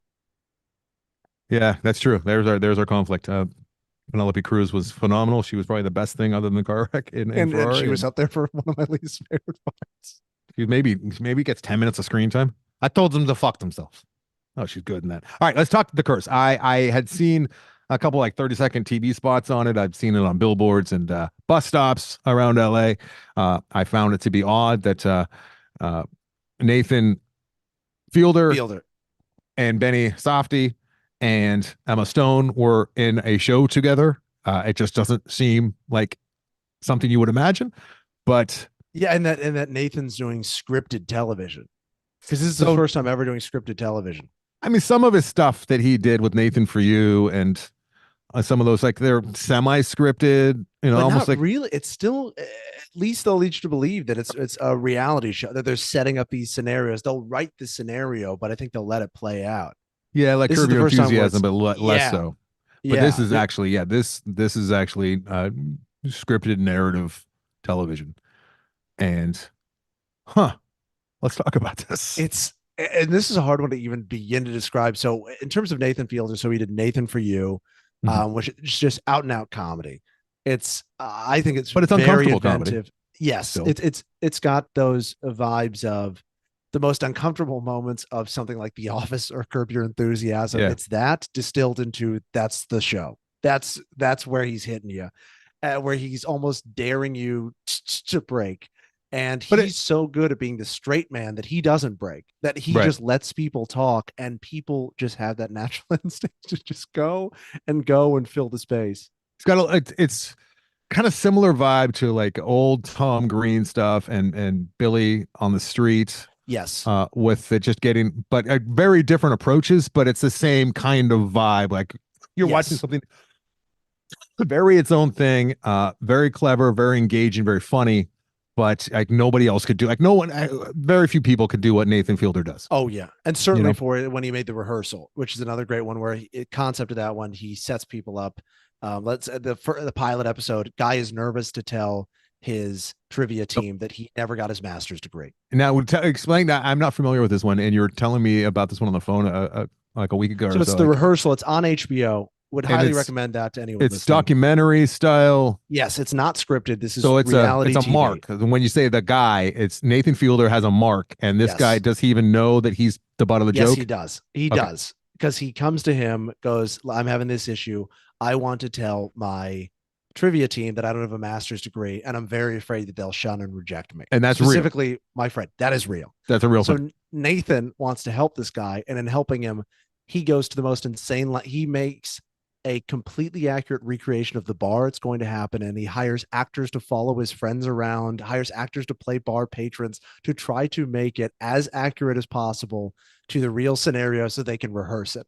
They'll think of different lines of dialogue for him to say, different like dialogue trees, insane person stuff. And then you'll see at the end of the show, he actually goes, tells his friend that he doesn't have a master's degree, and you see the real reaction. Well, you're Uh, that's the setup, because I mean now you're just talking, you're Brianing all over the place well, but I by haven't saying what spoiled happens. anything. But that's the concept. You don't see when he does it. You get to see how that actually plays out, right? So the whole thing is leading up. He does as accurate of a rehearsal as you can, and then you get to see the character actually go and experience the thing that they're afraid of. So he's already playing with this idea of playing with reality and making his own reality. For me, the curse is like he's trying to write a show that almost as accurately as possible portrays people as they appear in reality. Now, these are heightened versions of people, but he so perfectly captures to me some of the nuance of those weird people you see throughout life, whether it's a barista, whether it's the guy taking your ticket as you're leaving the Yeah, parking so it's a garage. reality show that this couple is trying to set up, that's Yes. based around like HGTV type Yes. a Emma Stone and program. Nathan Fielder. Yeah, and it's And all like here and now. It's sustainable all very living progressive thinking. Yeah, very. They use a ton of in New buzzwords. Mexico, I think, right? It's in Yeah, it's like outside Albuquerque. It's on like Native American land. Some of it is on like yes. Native American lands, They're very uh, yuppie, rich white people. who Emma know how Stone's things in should be. Yeah, Yes, and they're inherited. Emma Stone's inherited a bunch of wealth from her parents because they're also in real estate. how many episodes are you? Because there's 10 episodes total. I've seen 5 of the 10. I'm fully caught up. I haven't seen the finale yet, so you're Okay, gonna have to tell me where it stops for you. real quick too. As far as Nathan Fielder and Nathan For You, I've not seen most of Nathan For You. I'm familiar with him and his style. I would like, especially after watching this, to know more. If you recall, we were actually assigned Finding Francis, which is Which the I thought was season brilliant, season brilliant, finale of Nathan For You, episode 8, season 4, episode and it's 8. a full documentary. It's just a And full it's 2 documentary. hours. It's 2 hour long. You don't need to have anything. You don't need to know anything else about Nathan For You. So I'm drawing a blank, and I probably know the person real well too, who assigned it to us. But Finding Francis is all about Nathan attempting to help a Bill Gates impersonator reunite with his long lost With love. the long And lost love there's everything in there, from like heartbreak to comedy to like to uncomfortable moments. Obviously, yeah. it's rated It can be 9.5. thrilling. It can be heart pounding. It can be Yeah, heartbreak. It's it's brilliant filmmaking. funny throughout though, and it's all because Nathan's tone is so Nathan, So and he then you brings pair that to that, scripted television here. and I think so then he brings that, but then there's the sinister element added by Benny Safdie, Yeah, then so only Benny in the way that Safdie, only he can do. have we set up like what it is? So it's Yeah. these two yuppies, and they're trying to, and it's still because I'm through episode 5, and things are still being revealed, uh, but we're seeing how they're trying to game the system Have they gone to the to an firehouse yet? extent. A firehouse? No, I don't think so. Okay. because I think then you might be one episode away from that. That it becomes a little more clear where the show's going. Because really, This one five ends. episodes in, I wasn't sure where we're going with this whole show. He's very beta, Nathan. He's married to Emma Stone, and they're trying to become celebrities and rich all at the same time. He's more into the money than she is. She's more into the image The and sustainability and Benny Safdie is the reality Nathan's. director.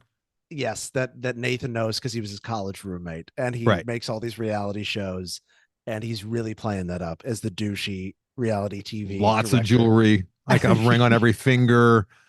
Just exploits anyone he can for the sake of And television. he's so good at that fake, like haha, like laughing Yeah. along with you, but it's really in your face.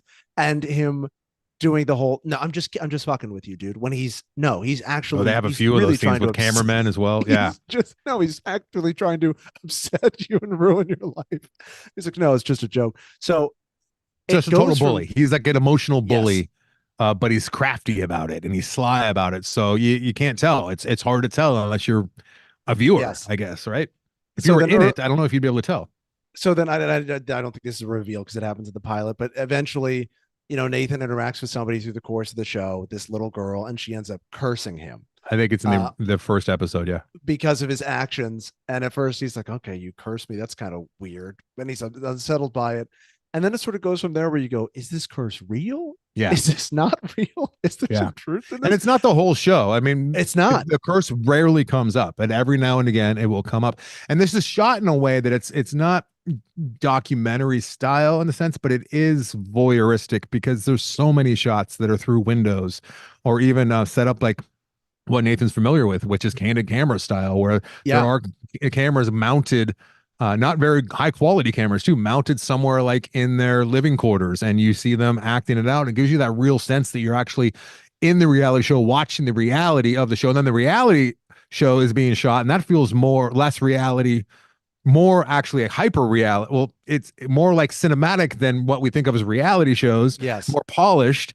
And so, yeah, he's really playing with the medium, right? Experimenting with the medium in some ways, but they're definitely going over the top with trying to give you that voyeuristic look through the into the window, and you can hear all the dialogue clearly, but you're like, out in the bushes watching Yes. type And it's thing. all, and because that voyeuristic element, it's deeply unsettling, Yeah. but it's not for reasons like in Ferrari where there's the Right. car We don't see crash, bodies or anything like or that. Iron Claw where It's upsetting things I happen. This I don't know. it, you It's nothing emotional happened. wreckage. Yes, it's Emotional wreckage. It's like we're talking about dismemberment with Ferrari. Like ah there are people's egos just being completely ripped apart and dismembered at from scene to scene, and yes, it's hard to watch. and The it's the such art a subtle way that they're doing it too, the and so artist woman, believable. and it's believable too because these are all characters, at least out here in LA, which we've come across, especially in this business. Like we've come across these people, we've seen these interactions, whether we've been a part of them or we've just overheard Yes. them in rooms. I'm sure you've heard stuff like in green rooms Oh and my like in doing god. what I recognize these monsters who don't know who the fuck they are inside, and they're trying to tell us who they are, but they have no clue who they are. And I can't stand them, but I can't stop watching this show. I absolutely love this show. It's so compelling in a way that I still haven't figured out, and I don't know if I will until the finale, And until it's hopefully the done. finale lands. Hopefully, because I might be at the end. Like, what did I just? Sure, there was some really funny, Yes, squirmy, uncomfortable, dead on impersonations of real life douches. But like, why did I just spend 10 hours of my life watching? but it's Am I? really going to live and die on that hill, and I do think now having been on, I don't know, I think I've seen probably 7 episodes. There's probably 3 left. I feel like I'm starting to see where this is going and where we're headed with a resolution. But it's I would say if you're intrigued by that, if you're a big Safety person, if you like Nathan, absolutely dive in. If you're still on the fence Emma's about it, I would great. say maybe Emma's phenomenal. I would say maybe wait until we've seen the entire thing and we can tell you if there's an ending or not. Because Yeah, I think for a we're gonna lot of catch up people, in like 3 weeks. I'd say probably safely 2 3 weeks, and we'll wrap the curse up because it's not like a ton of people are talking about the curse either. So no, which I think is interesting because I think it's it's kind very of not hard to holiday. talk about, It's not a and it's kind of holiday hard show. no, and it's kind of hard to talk about because Yeah. nothing really happens because so much of it is subtle and is subtext and is just mundane. There'll be 7 minutes of two characters having a very realistic dinner at a Mexican food place, and you're nervous about like who's gonna drive home, who's gonna Yeah. be the DD, or who's gonna leave the tip in a way that's very subtle and understated and not telegraphed. And so it's hard to talk about Well, we didn't even talk about the small the show dicks. in that. Yeah, this this There's tiny dicks in this movie that are shown and talked about at length, and that's obviously has a lot to do with the way that these men feel about themselves and the actions that they take to try and offset their tiny wieners. oh my Uh, god. Has yeah. he Okay. So have you seen him go to any lengths to improve his on-screen chemistry? I was about to talk about that. It's not the chemistry, but it's the comedy, and that's one of Yes. the Yes, I didn't want to spoil. funniest, most uncomfortable things I have seen in quite some, and I'm not overselling that. And we've said that a few times about different things this year. I go back to Saltburn, and then one of the most disgusting things I've ever seen. I've talked to other friends and people. I've probably talked to half a dozen people who have seen Saltburn. They all agree. Like that's one of the most disgusting, if not the most disgusting thing they've ever seen. The bathtub scene. Yeah. With this, and I showed it to Jillian, and she was upset for me showing it to her. I'm like, we have the same sense of humor in a lot of ways, honey, and I think you'll think this is funny. But her uncomfortability and her the douche chills that she got just from that whole entire group offset The sound he the makes comedy. be funny. Is it ruining? Does that I don't spoil think so. to? I don't think it does. So there's that one of the more uncomfortable scenes that I've seen in the show so far is Because I think this gives people something to hang their hat on. It gives them some idea of the flavor what of the show. what the flavor, yeah, what drives the show. So Benny Safdie is very casually watching a focus group a video of a focus group of strangers, like 8, 9 strangers sitting around a table watching the dailies of And this Nathan's reality also show. watching. And Nathan and Emma, the married couple, are all also watching in the And they're room. just And watching people go. Love they're watching the Emma. video, so it's like Yeah. disconnected. And Safdie, who you realize because the character he is, he's doing this on purpose. He wants Yes. them Oh, to yeah. both be in the room. I think he might have a long whatever, but he knows the reaction. But he's playing it off cool, like it's no big deal. It's just the studio, Yes. the production company just sends He's over. a full sociopath. Yeah, he's bad. And so they're watching, and I bet you Benny Safdie's character's already seen this too all the way through, and he's making sure that it's queued up Yeah. for this. And they're all talking about her and how she's okay in the show, Well, I but think they like her. Yeah. They like her, and they like the sustainability. And But the notes on the husband, which is Nathan, is he's not attractive nor is he funny. And he should really be one or the other, right? And then later, either the next episode or later in that episode, Emma, his wife, kind of oh my God, before that too, when she was trying to do the Instagram thing, that was one of the most uncomfortable things I've ever seen. Oh, I hated her so I much. vomit. I hated her so much in that scene. And she's like fake laughing to recreate what they had just done for real for the Instagram. My God. It's just everything I hate about humanity is all like in that scene. And it's everything I hate. And it's played so perfectly where it's 100% believable. Where you go, I'm sure So this exact thing has happened a million times. This is Short what is of- behind the content that you see. This might seem really insensitive, but I mean, and it's just not true. I'm saying it for hyperbole, but I mean, sure, I caught myself. Whereas, like, a few years ago, I probably wouldn't have. But like, obviously, like the idea of Nazism and fascist pigs who and genocide. Obviously, that changed my worldview and we talked about this a little bit with the zone of interest. But people who like on a social level who act like these people, especially her in this scene, who take human existence and make it a commodity and just fake it to pretend it's real. Where they're trying to alter your reality too, which is so unsettling and invasive. And then other people see it, think it's real, and then it's just other people try to humanity. imitate that, and we just keep imitating, just copying. This is the genocide of society. Yes, until we the end up in this insanity. It's the genocide of culture, really, is what this show is kind of tapping into. And the way it's done, it's not over the top. It's not. It's funny because for a show I enjoy as much as I do, it's hard to quote because the dialogue is so realistic that it's not even like, oh, there's no like little stingers or punchlines. It's there's no jokes. There's no jokes in it. But so anyway, she's subtly like suggesting, you know what? There's a support group or it's a comedy workshop, workshop, but it's set up like a support group because they're in a circle, right? And it's right. I think it's just a comedy class. I think it's just that's how they're set up. because it he's fit. feels very AA though. Like that's the kind Yeah, of the vibe it's given off. and the And teacher's so the way brilliantly it's cast. It so perfect. so So this is comedy, right? yes, why So don't you there's take it? Take it. premises. Yes. Yeah, So it's explain. this guy. It's great. It's this husky guy in a Hawaiian shirt. He's got kind of like Weird Al hair. He's probably Longer what hair. he's probably like late 40s. He's got a goatee, and he's like, yeah. Yeah. So this is He's that comedy, guy. right? You know We that do a guy.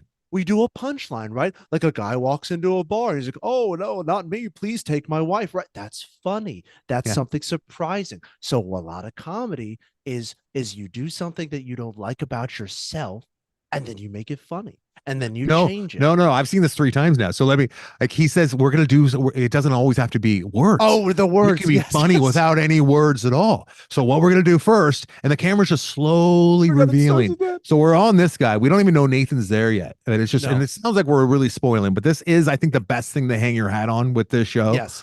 And so it's slowly kind of going around. It's a really well composed shot, and it's slowly showing the guy that's leading the class, who's the big husky guy with the long greasy hair, and he's funny. You could tell, like, he's a life of the party, but you don't want Yes. small doses guy. And he's like, all right, so first, I'll go first. We're gonna make everyone laugh by saying no words at all, and then he does something really he's stupid. like he's like the guy who is the tour guide at Universal Studios. He's Yeah. the guy who's like, hey, this is what you're seeing, and the Mindy Kaling show's And coming there's out. maybe like 6 or 7 people in this circle. Yes. And he goes first and he like pretends to make muscles or something and does a face, which it just makes me want to fucking just die. I'm so Yes. uncomfortable. because the It's idea so of douchey. just let's all make each other laugh right now is already And- the worst. Yeah, already the worst. And then you hear the crowd, the 6 people in a little circle kind of chuckle, because he made a dumb face or whatever. Yes. And it goes to the next person. They do something equally He's as like, douchey. he's like playing with his eyebrows of Yeah. like, ooh, am I sexy? Am I not sexy? And then the next person does something douchey. And There's then like the there's next like there's person, like 5 of these, and everybody's loving it though. Everyone's Like, that's what laughing. makes it worse. Is everyone's like, oh, this, oh, but it's so not funny. It's like like when you're just in a boardroom meeting or something or a conference call, and then somebody says something that's just mildly like not even amusing, but people are just waiting to laugh because they're so uncomfortable. Yeah. That's what this is. It'd be like if somebody goes, oh, can you pass me a cookie? And somebody goes, again, and everyone Yeah. laughs. So then the camera slowly is just kind of showing, we're seeing and people doing their unfunny things. So somebody takes down their mask and does something that's unfunny, and then it settles in on Nathan, and we see we see Nathan's in this class, and you can see he's We both see how nervous and he hates these other people. and well, it's He's not even resentful that. It's not even that he hates these other people. He's super nervous and he's not even reacting, or everyone's laughing and kind of watching one of them. He's not thinking about what they're doing at all. He's just in his head going like, what am I going to do to make these people laugh? Because the pressure's on. I've seen this. I've studied this scene 3 times now. I fucking love this scene. And I mean, and then what he gets to- does, we won't spoil that, but it gets to him. And what he does is one of my favorite things that I've seen. like, I think my butthole had clenched up. Like I was just like, oh no, don't do that. And it's just so fucking uncomfortable. It's so, and then it keeps going to the next guy who pretends to be getting a rope, like a miming a rope, and gets big laughs. Avery, that is the show. That's the fucking show. That's right the there. show. And it's that. So that is the concept. I mean, him in the casino trying to get the thing off his friend's computer. It's just so. That's that was like Breaking Bad level, like on the edge of your seat. Like, he's gonna get it. He's gonna get it before he comes back. I was so concerned and nervous. I fucking love the show. Lower. And the stakes could not be the lower. stakes are so low. Like, get out of my office. We're not friends anymore. That's whereas Breaking Bad is like his whole family will be fucking slaughtered if he gets caught right now. But you're more nervous it's like, watching this. Yeah, you're as nervous. I'll give you that. Yeah. You're as. And they just fuck with you from every element of it, from the writing to the way it's shot. And how is it so good? I don't know.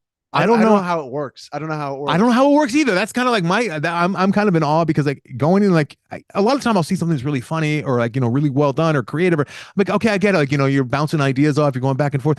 Like, I want to be able to go in a room with Fielder and say Safdie or Emma or anyone in there and say, okay, let's make an uncomfortable scene. I don't know if I could do that. No. Like, the shit is so out of left field and it works so perfectly. I don't even know how you is it just Nathan? This. I don't know how but I think it's Safdie too. I think it's the combination of the two where Nathan adds that. I think it's Safdie's style, but Safdie has that style. I don't think it's his comedy. But I don't think it's his comedy either. But I think he adds that sinister, unsettling element. Yeah, the unsettling. Nathan doesn't have any of that. You're right. You're right. It's a kind of a upset. perfect marriage. It's awkward and uncomfortable with Nathan and his other stuff. And the Safdies, Oh, it's not usually uncomfortable. It's more sinister and upsetting and visceral. And this manages to be both.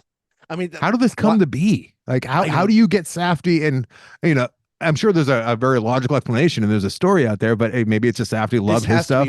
this has to be one of those meta to party type things. Yeah. Of I've always And wanted to Nathan's like, do I've had this idea of, where he goes, you know, I'd like to write the ultimate like show about life that just feels like life, and right. it's about the reality show, and it's attacking X, Y, People and Z, trying to be something that, and Safdie just being on board with that, because Safdie does such a good job too of lampooning just the production side of it subtly, of just him lording around, or just using all the lingo, doing, oh, we're gonna reset, we're gonna do in this take, out of frame this, and just the way he's trying to set up Nathan, fuck with it, just do all this stuff. It feels so informed in a way that makes you totally buy in. You feel fully immersed in what they're trying to do. if Safdie shadowed someone like on a real reality show production or something, and then they see what he did with it. Because I mean, this does feel like it's rooted in something very real. Uh, oh man, where was I? My brain just. I had something that I wanted to talk to you about. Son of a bitch, where did it go? All right.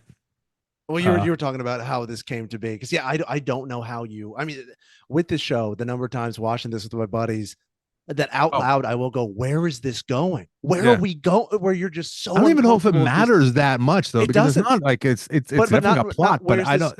But not in a bad way. Of just, they'll start a scene and you go, "Where the fuck did this even come?"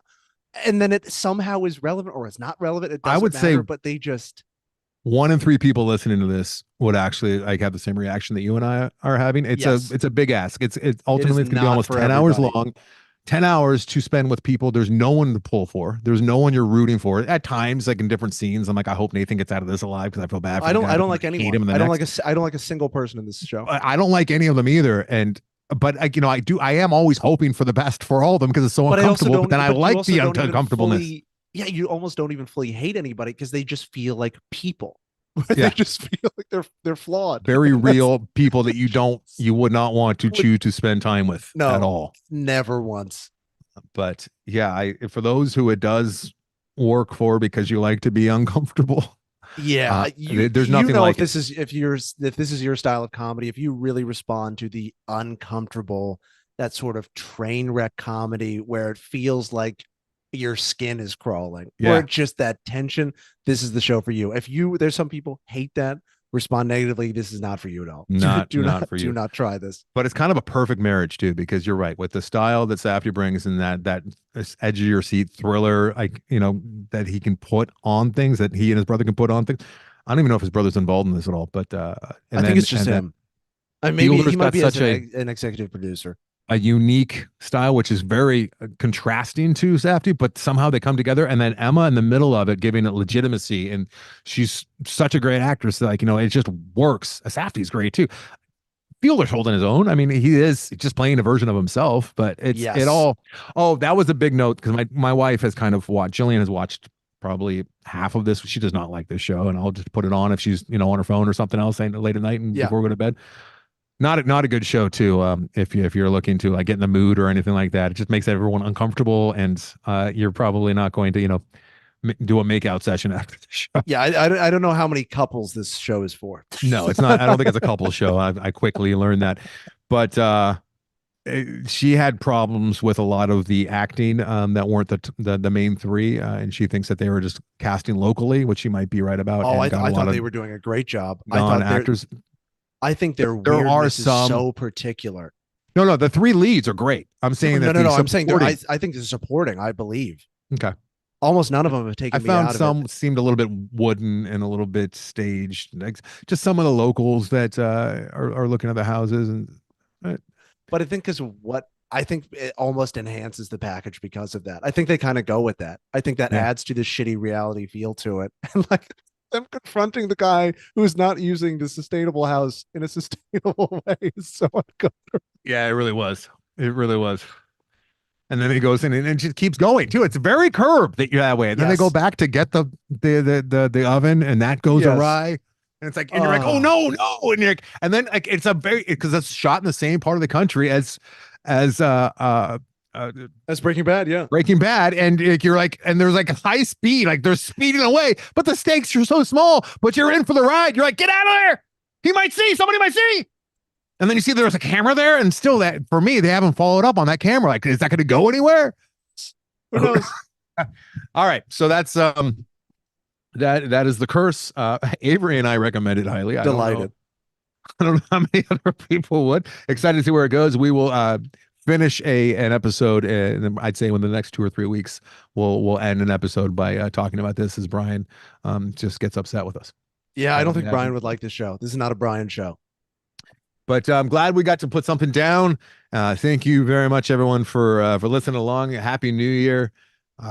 We both highly recommend Poor Things, not so much Ferrari. We both really liked The Boy and the Heron, and give The Curse a shot if you're yes 1 and if you're 3. very particular. If you're the 1 and 3, absolutely dive in. That might be a little high, maybe 1 and 4. I think with our audience, I think 1 and 3 is fair. Yeah, I will say if this sticks the landing, I will broaden how many people I recommend this to. Because if it wraps all of this up and it fully pays off in some satisfying way, then I think more people need to see this.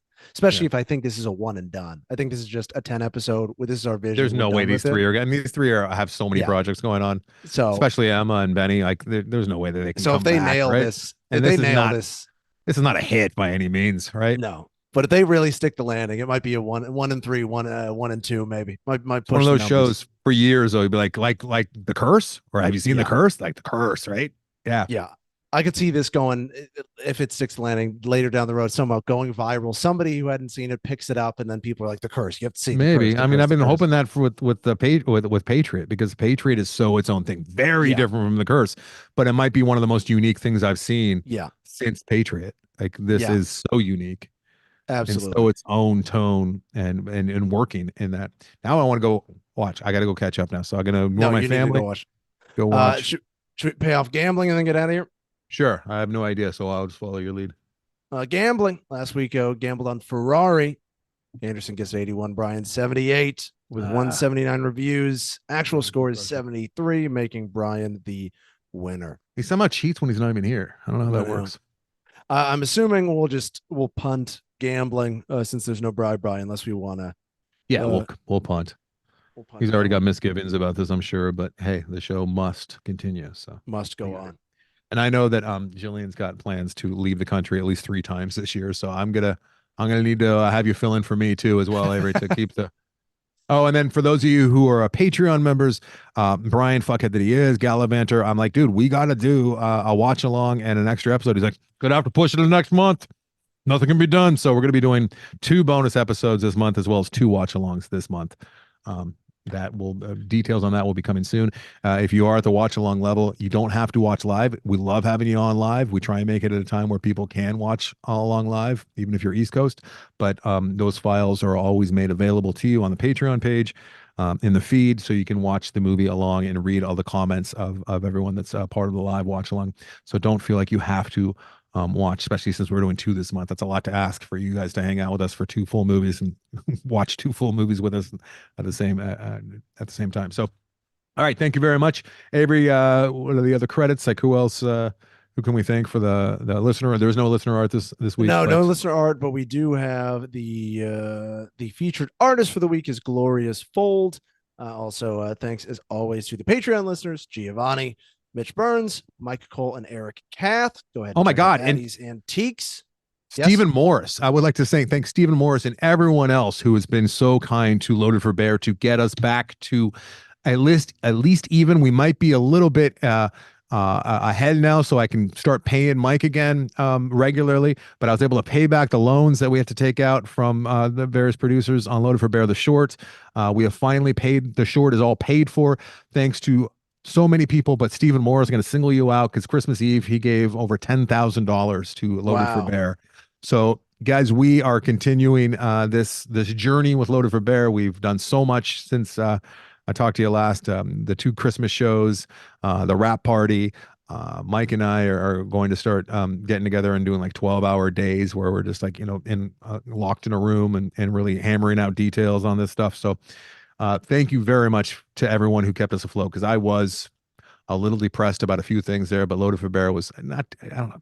It was just really stressing me out that I owed people that I cared about that have given a lot to this project. And I couldn't pay them for pay them back the loans that they, so that we could pay our actors and everything. Cause we got a little gung ho, rightfully so, but you know, you got to do what you got to do when the iron's hot, and we were able to make the short, but we didn't have the money, and thankfully people involved in the project, and now people who are now involved in the project, you guys have just been great, really believing in what we're doing with Loaded for Bear. So thank you very much.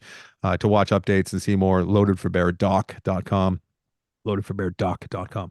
And yeah, Avery, happy New Yeah. Year. Happy New Year. So, yeah, you can check us out at andersonbryan.com, Instagram, Anderson and Bryan, Facebook.com/The Film Vault, Twitter at The Film Vault, YouTube.com/The Film Vault Podcast, and even on TikTok at Anderson and Bryan. And until next time, We do it for Van Gogh. Jeez. We do it for Van Gogh. We do it for Van Gogh.